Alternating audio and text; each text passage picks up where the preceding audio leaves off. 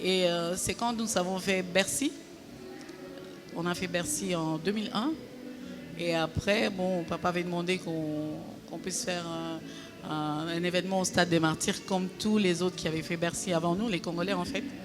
Et donc, bon, j'ai dit que j'allais m'en occuper avec à l'époque Lambio qui était président. Mais je n'étais pas manager du tout. Mais bon, c'était la fille du groupe en fait. Lui il compte à partir de ce moment-là. Oui, j'ai toujours été la fille du groupe. Hein. Il n'y a que des mecs. Il faut appeler ça comme ça. De mémoire, hein, à moins que je ne me trompe, et Oui. toi tu es bien placé pour pouvoir me corriger. D'accord. Il y a très peu d'artistes congolais qui ont travaillé, qui travaillent avec des managers aussi longtemps et avec, je crois, un sérieux que les gens ont vu parce que c'était devenu un point de référence.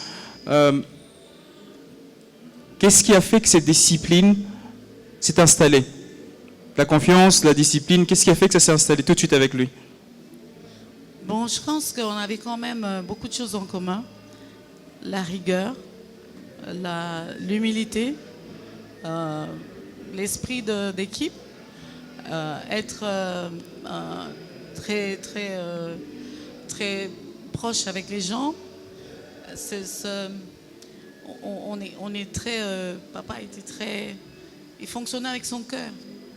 On ne calcule pas. Qui ne facilitait pas votre travail de manager parce que Ouais. on a entendu parler de beaucoup de disputes avec des collaborateurs, des clients. Lorsque vous imposiez un prix, papa vous contredisait, il faisait des choses gratuites et par plaisir. Et vous étiez celle qui allait disputer tout le monde pour tenter d'obtenir ce que méritait l'artiste. Chose qui n'était pas facile à décrocher avec Papa Wemba. Et avec les temps, comment ça a évolué? Après vos disputes comme ça, est-ce que ça prenait beaucoup de temps pour que vous puissiez vous réconcilier ou on tirait un peu tout ça en longueur? Ah non, jamais en longueur. Jamais. Ça n'est jamais arrivé. En fait, après un certain nombre d'années, il a compris que, quoique je travaille avec mon cœur aussi, mais je suis quelqu'un de très rigoureux. Et c'est facile de travailler avec un artiste passionné, on va dire, je ne vais pas dire qu'il faisait beaucoup de bénévolat, mais on va dire que les cadeaux, il savait en faire. C'est très difficile justement, mais bon, après un certain nombre d'années, il a compris que en fait, je défendais ses intérêts. Du coup, il a encore fait la blague, si nos amis, je ne vais pas citer les noms, mais c'est quand même notre plus grand partenaire, RTL. Il y a même pas un mois, donc il y a 15 jours, le 15, Oui. c'était la passation du pouvoir entre deux DG. Et il a encore dit, ah, moi je suis qu'un exécutant, hein. C'est Marie-Laure qui fait tout, qui va négocier, qui arrange tout. Moi, je chante seulement. Moi, je chante. Qu'est-ce que ça veut dire dans la personnalité de Papa Wemba d'être un artiste qui, à la fin de la journée, doit gagner son pain, mais que ses prestations, il était, comme nous l'a dit un organisateur d'événements hier, dans l'émission d'hier, qu'il était prêt à encourager, à ne pas prendre de cachet pour encourager les jeunes producteurs. Il était prêt à faire des sacrifices, parfois à jouer gratuitement. Manager, en tant que manager, comment tu définis cette particularité de sa personnalité? Parce que c'est un fort de sa personnalité, ça. Ben, moi, j'aimais bien aussi. Bon, pas tout le temps, mais bon, je vais donner un exemple. Là, il est parti jouer au FEMUA. Il nous est revenu comme on n'imaginait pas. Mais je vais vous dire, et si vous avez suivi les médias ivoiriens, ben, papa, pour les FEMUA, c'était 15 personnes. Et il a voulu faire un show avec toute son équipe. Et au lieu de prendre son cachet, il a demandé qu'on paye les billets d'avion de 6 personnes et leur logement et tout ça. Et Voilà, ça c'était papa. Je vais peut-être poser une question un peu difficile, parce que être manager, c'est une responsabilité. C'était très difficile de vivre le 24 avril, j'imagine, pour toi. Qu'est-ce que ça change dans ta vie, Marie-Laure Yaoné?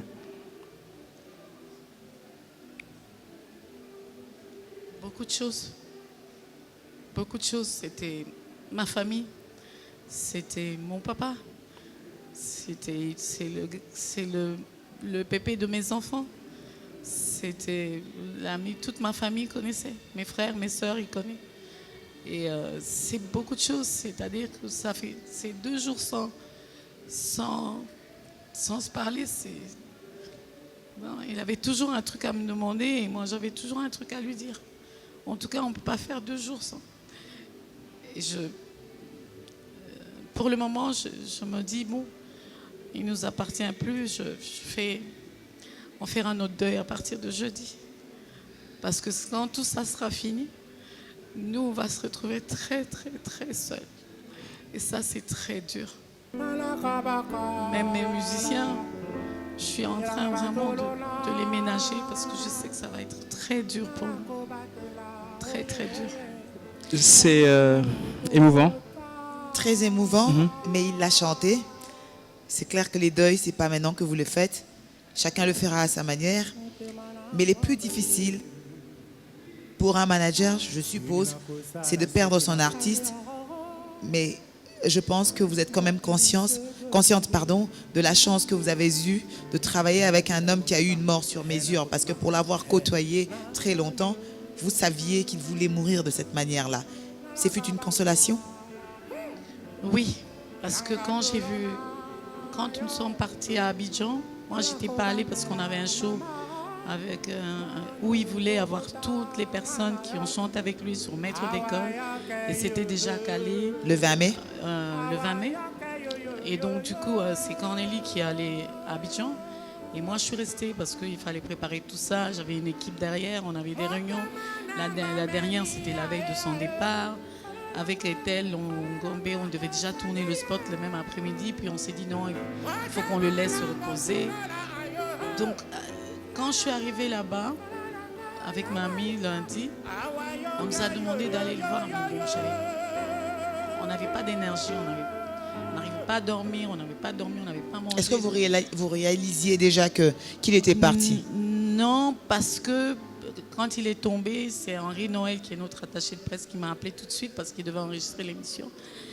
Et j'ai appelé sur son numéro qu'il partageait avec Cornélie. Il était dans l'ambulance, il vivait, il respirait. Et puis c'est quelques temps après, je l'appelais toutes les 10 minutes que Cornélie m'a... Qu'est-ce qui te donne la force de tenir? Il souriait.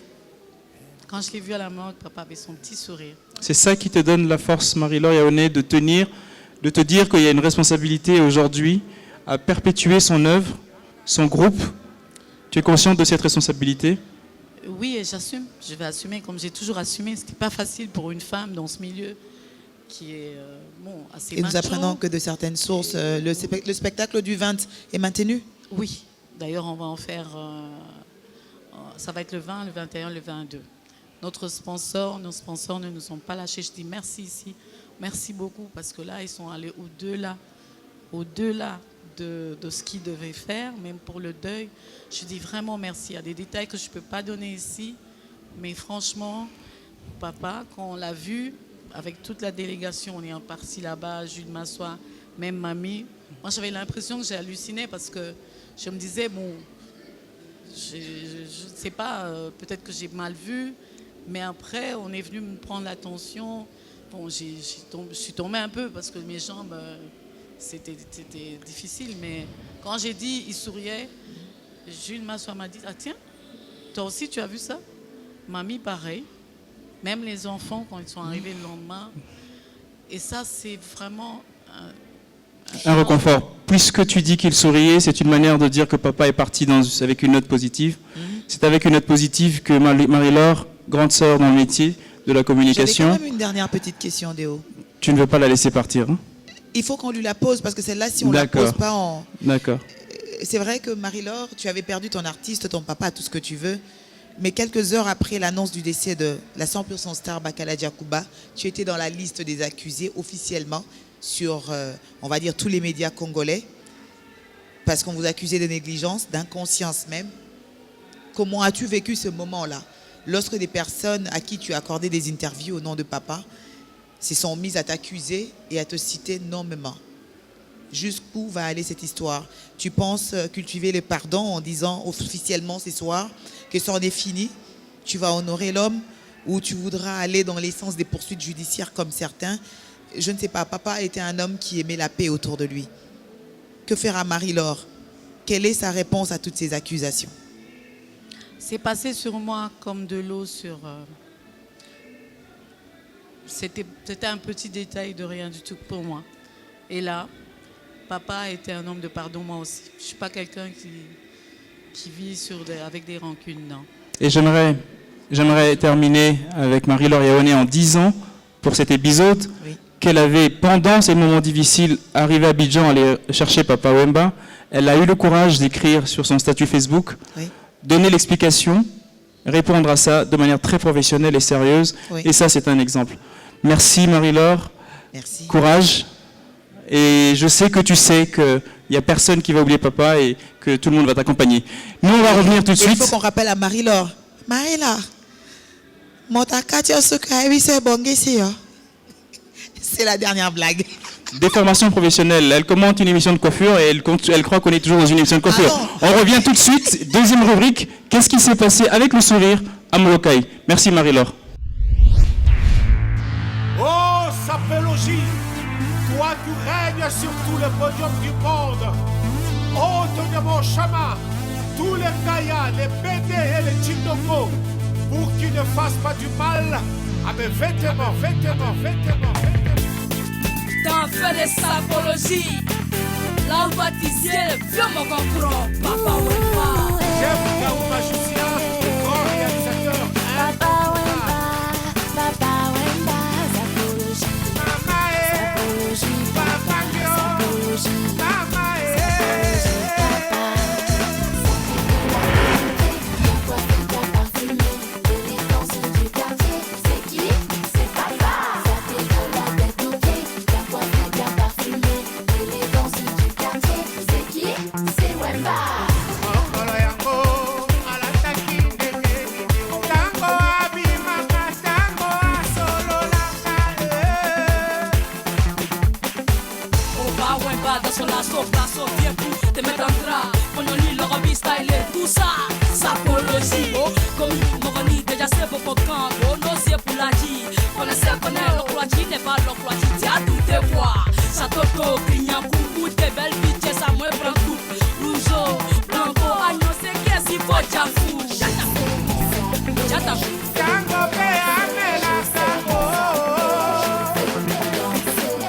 La sapologie est un état d'esprit.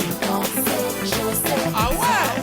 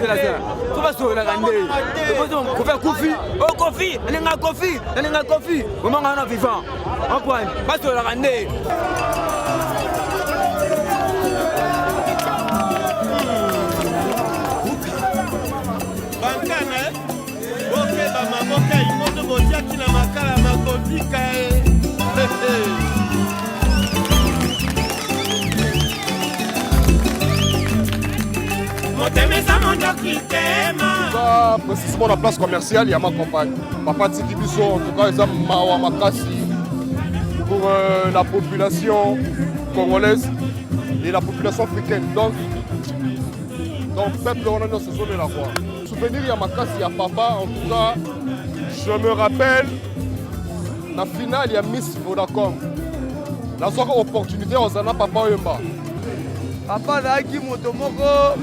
Oyo damuso azalaki kosangisa bato nyonso ana mike mikolo azalaki na kati na bango yango souvenir malamu nazalaki nango mpo ya pe tozalaki na papa avaki voyage na Abidjan tolinga na salon baokatesi ete papa apropos makambo aviva nde na Abidjan tokokende na Abidjan mpo Abidjan tokende na Ngola comme ça so toye na 10 mois naomema orchestre mba Paris batikala mpo na komi na problème ya santé papa ya maza papa andosangisa biso sipunganaka na souvenir molaka oke Bercy ngai na veni a na de la forêt bana ma campagne bana oyo baveni na biso ma campagne bayebi apesa biso $20 à chacun tofeke wana oke Bercy wana je crois ba 2003 y a la fin de l'année, avec on a le premier. Quoi, papa, oui, on a bien fait événement. Papa, il m'a fait un petit peu papa, moi, on a notre sanita. Ouais, papa, il m'a fait une chose, on a fait un ayanki. Tu vois, papa, il m'a fait un don, il m'a fait un peu ma papa, il m'a fait un peu ma parce que tout artiste, on va t'italia, on va en photo d'avoir. Naza coiffeur ya papa Wimba na bandi ko coiffer papa Wimba date na âge à 49 ans ntango azokokisa 50 ans mercredi na coiffaki na coiffer papa tosololaki mo makambo ebele dimanche babengaki ebiadai donc tosengaki na bato nyonso mpe bande kosola papa azalaki papa ya motu moko te bande kosola bato selon ndenge yo botobeta lisolo na ye azali te kaka to ngai yo lelo akolobaki ngai naza pipesa papa Wemba aza te donc ntango ye okute na papa Wemba ndenge yo bosola na ye ozosanti kaka te bia kosola na peti na ye masa motupa ya kosola mpe na bia ndenge na eza azali bato ato ande kosangisa bato lelo oyo ekweli biso nde balobaka ye mo azwa oloba mpinzoli oyo etangi na matama ecola te oyo etangi na moto ngai elongo na kooloba kaka mpona bato nyonso to eza oyo vi azwayebisa biso comportement soki molata bien elata très bien mais il faut se comporter très bien tu peux pas venir là-bas pour ça badesordre bamona yo non ye azwa olinga ngo ye kuza makambo abonga olinga na moto comportement souvenir oyo ya malamu ya makasi mingi eza nano donc soki lelo naza mama nakoloba un peu c'est aussi grâce ya ye par rapport ya bapression na yo ya bandokotianga non anya baningi esi baboti me yo ozozela nini oboti ozozela nini kobala non il faut botanga bi papa lokobotaka boko kobotanga babotaka kaka bwembala boko visemu nayebi kaka ngonga be ere nyonso tutu bandozala ne azotianga kaka pression yo mwasi nyonso tu soki asali apres un jour koma maman si ntango mpe nakoma ye na zemi ntango aye komona papa mwana ngai ntango aye komona ye asepela ye makasi asepelaki mpe na mwana chaque fois bazopesa mwana bakado so etango naza na problème nabengi ye oza place nini yaka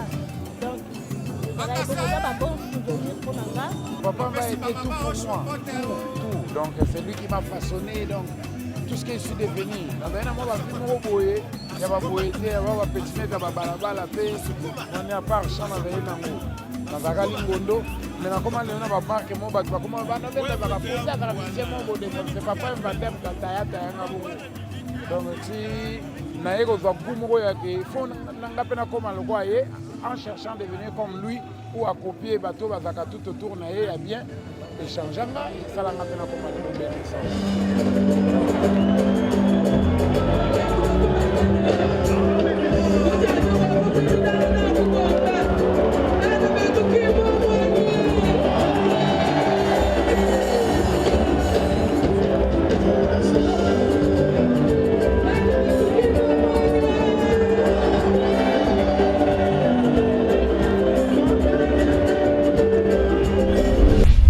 Ce que j'aime bien avec les images de Molokai, c'est qu'il y a de la discipline, du désordre organisé.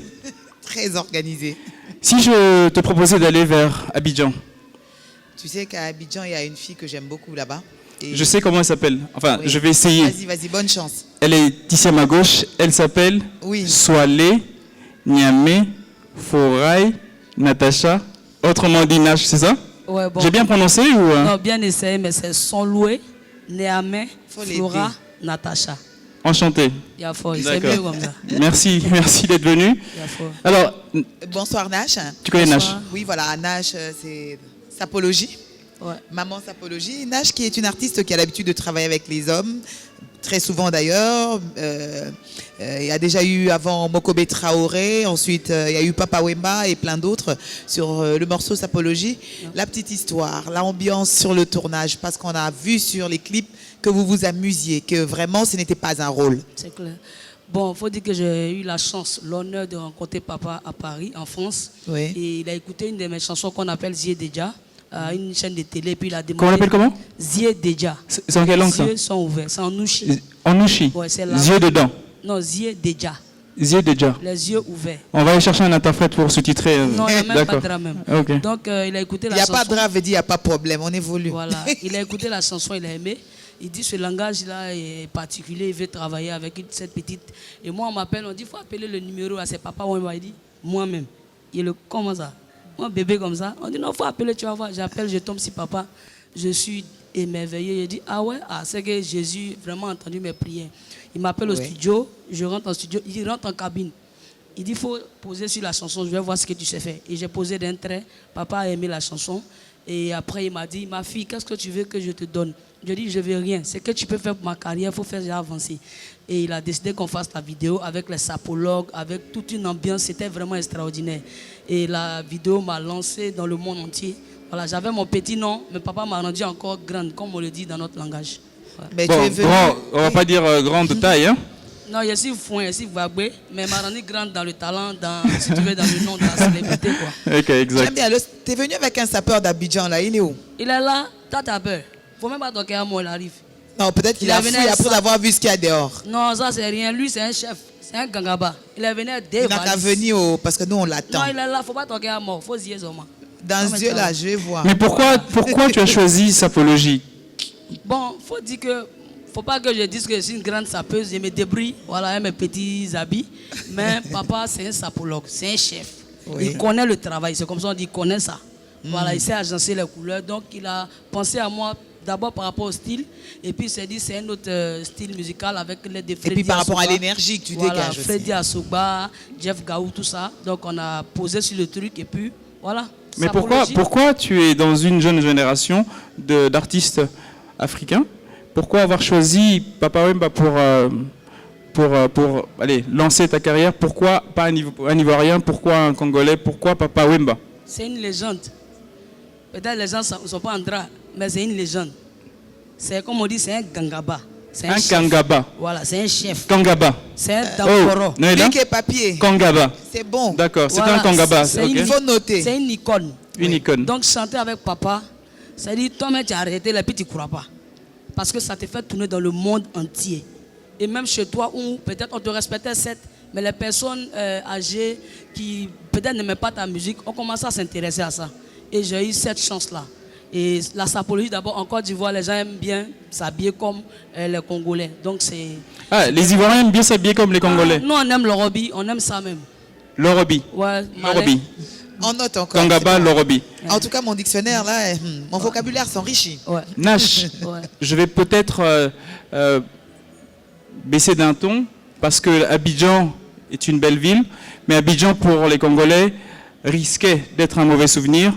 Et la Côte d'Ivoire a rendu honneur à Papa Wemba. Qu'est-ce que ça te fait, toi, en tant qu'Ivoirienne? Et surtout, toi qui étais à ce concert et qui était prévu de passer juste après la chanson sur laquelle Papa nous a quittés. Vous savez, quand quelqu'un est dans la douleur, tu peux pas venir encore amplifier. Les gens étaient énervés, c'est normal. Et nous, on ne s'attendait pas à ça. C'est arrivé, moi j'étais avec papa jusqu'à arriver à la scène. J'étais à côté et j'ai vu papa tomber. J'étais paniqué et après même j'ai été hospitalisé après la nouvelle du décès de papa. Je l'aimais comme mon propre père. Et à Abidjan, les gens aiment papa. Moi, j'ai eu l'occasion de faire venir papa à Abidjan pour des concerts. Je me suis même endetté pour le faire venir parce que ce qu'il avait fait pour moi était fort. Et quand tu as des personnes comme Marie-Laure Yaoné, comme Cornélie Malongui, comme Chedbli, toutes ces personnes, tu ne peux qu'être content. Et papa, il est humain. Donc, je veux dire, on n'est pas des assassins. Ce qui est arrivé, nous tous, on est dépassés, quoi. Donc, je comprends la douleur des gens, mais quand même, il faut quand même savoir garder raison et puis apprécier. Le staff a rectifié les choses, la fille de papa a rectifié les choses. Et nous, on était là. Moi, j'étais avec papa. Le choc que j'ai reçu, vous ne pouvez pas imaginer. J'étais hospitalisé et mon propre père m'appelait. Mon papa même était paniqué, mais parce que je ne pouvais pas supporter. Est-ce que tu es consciente, Nash, que votre ville, votre pays a fièrement célébré cet artiste? Vous avez quand même, tu es consciente de ça? Et qu'est-ce que toi, en tant qu'Ivoirienne, ça te met du baume au cœur? Et surtout la reconnaissance du peuple congolais qui reconnaît très clairement tout ce qui a été fait. C'est un enjaillement et c'est une grande fierté parce que les Ivoiriens, pas parce que les Ivoiriens, ils sont quand même formidables. Et on tenait à rendre cet hommage à papa parce qu'il le mérite. C'est quelqu'un qui a aimé aussi la Côte d'Ivoire et qui a fait beaucoup, au-delà des Nash, il a fait beaucoup pour des gens en Côte d'Ivoire.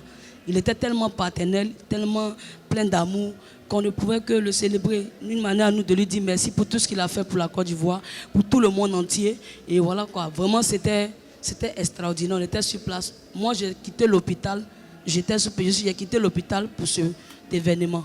Et je suis fier, je rends gloire à Dieu, au Seigneur Jésus pour ça.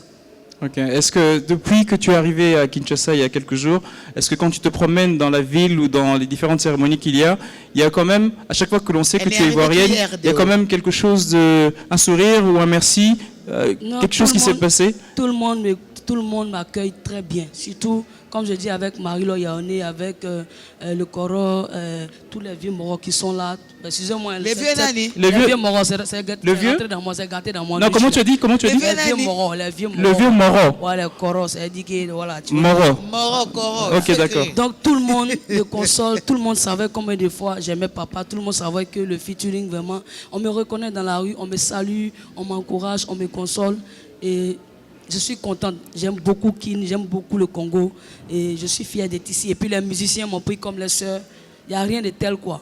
Et le Congo te remercie, merci d'être ivoirienne, merci d'aimer papa et de lui rendre cet hommage à travers cette émission. Juste une dernière question. Il n'y a pas merci, je dois de faire ça. Et on va continuer, j'ai dit à Viva la Musica, on doit continuer l'œuvre de papa. J'ai fait une chanson en hommage à papa, on doit continuer. Si on arrête, ça va faire mal à papa, il faut continuer, il ne faut pas laisser. Moi-même à Abidjan, là, il y a